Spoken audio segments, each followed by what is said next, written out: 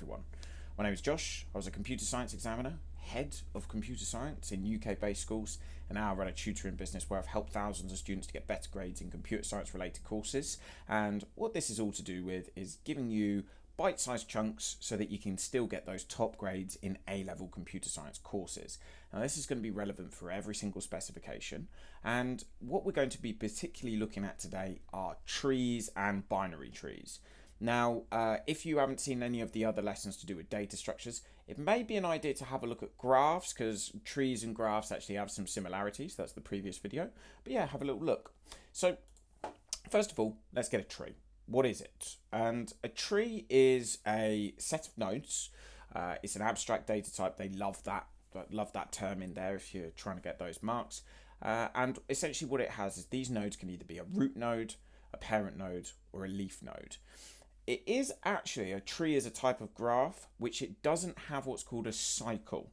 If I just quickly show you on this, and I was thinking that you get a little flashcard where you can you write this down and then you can test yourself on what a leaf node is at the end of the tree. That's where it gets its name from. But can you see it's kind of like a hierarchical structure, and this is your root, your top part, and then you get progressively down, so it's made up of different edges and you've got all of those values there. There isn't a place at the bottom, which we were having a look at on some of the other on the graphs in the previous lesson. There was a cycle, so that there would be a way of accessing the bottom, but the way that a tree works is a graph that goes downwards, like a tree. So that's where it gets its name from. Some of the uses, file directories work in this particular way. If you think about your folders and how they're all saved and everything there. It's also really good for decisions, so machine learning, AI, all of those different things. So there's just a couple of uses. There are more, but I just thought I'd show you that. So anyway, yeah, these are some of I just thought this picture was really, really good. So yeah, get that down. And then you've got a couple of nice, easy flashcards to get some marks. These questions actually were all on the previous year's papers. So yeah, do get them down. Now, why would you use this? What are the advantages of using a tree over a graph, or just using a tree in general? The key thing is that because of their hierarchical structure, they're really simple to implement, and it makes searching really easy. And particularly when we're looking at a binary tree, you're going to see how searching is relatively straightforward. Trickiest question that I think is probably going to be an issue for you is knowing all of the different traverses, and that's just different searches that you can perform on a tree. This isn't a binary tree, but just a normal tree, okay? And that's where I see a lot of students drop marks, and I've tried to put some little notes in there. I'd do a different flashcard for each of these. So this is pre-order, this is in order, and this is post order. Okay, so I'm going to start off with pre-order. And what you need to do is you need to know about how the nodes are visited. So I've put a little note if there's a particular place where I see a lot of students getting things wrong, but it's just about knowing what order are we going to visit each of these nodes. So we're going to use this one here. It goes from F to D. And then we're going down the left subtree. So B, A, then we're going to come round to this side, C. The left tree is now, we've visited all of the nodes, including the root node up at the top. Now, sometimes what some people would do is they would go up to G.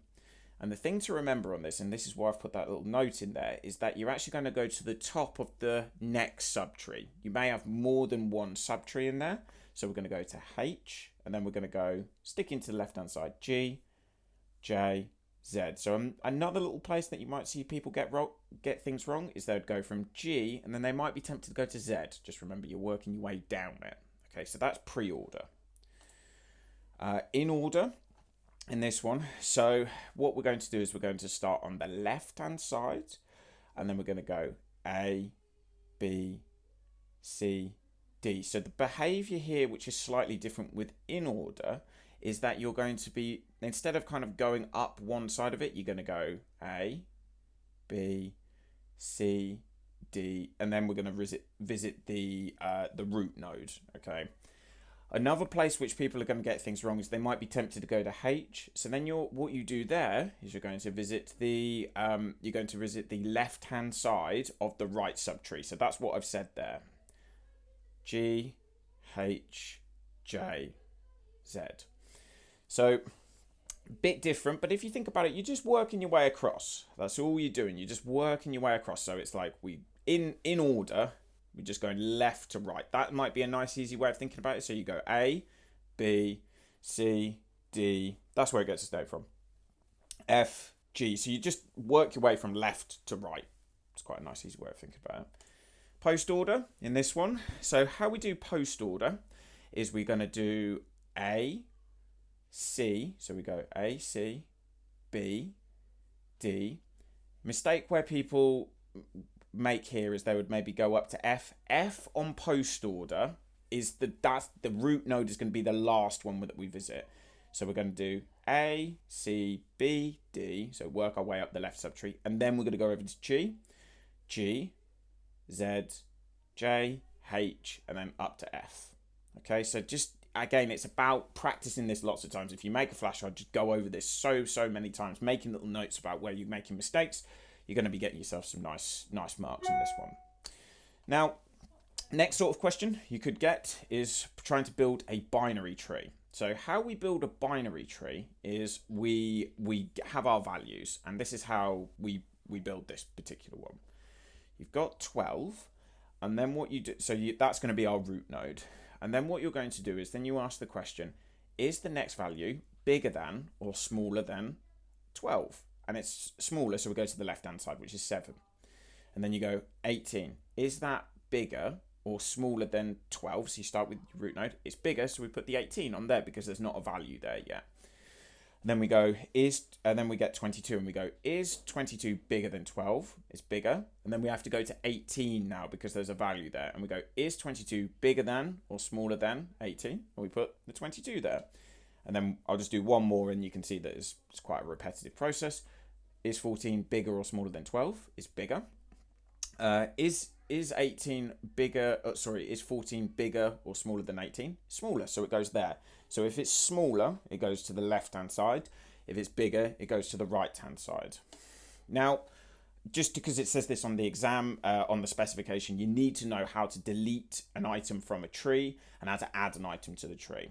So in this case, it says what we're going to do, and I literally got this off an exam paper, mark scheme. So you go to the parents node and you change the pointer of the leaf node to null. So if you think about it on here, let's say that you had a pointer which was pointing to this particular value here, and all you would do is you would just change that to null, so then it is no longer having to, you would just be changing it so that it's not going to be accessed in any kind of search. How do you add an item to the tree? So what you're going to do is almost the inverse. You change the pointer of the leaf node to the value where you have stored the leaf node data. So if you had to store it in, so you had some data which was 5 and you've stored it in position 10, the parent pointer then needs to now point to position 10 because that might be the next value that's going to be in there. So it's all about, the key things on that one is making sure you get down about what's happening with the pointers. And again, nice easy marks there. Final one, how do you search a binary tree? What's the process of this? Let's say what we need to do is we need to search for the number 3. So let's use that as an example. So you go to the root node and compare it with the value you're looking for. So we say, is 12 3? No.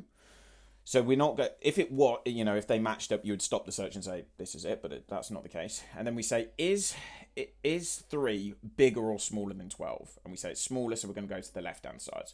And you just repeat this process until you get there. And you can say, is 3 7? No. Is 3 bigger or smaller than 7? It's smaller. Then we go to that. And then we say, is 3 3? Yes. And then we stop the search and say it's in the list. So it's just repeating that process over and over again.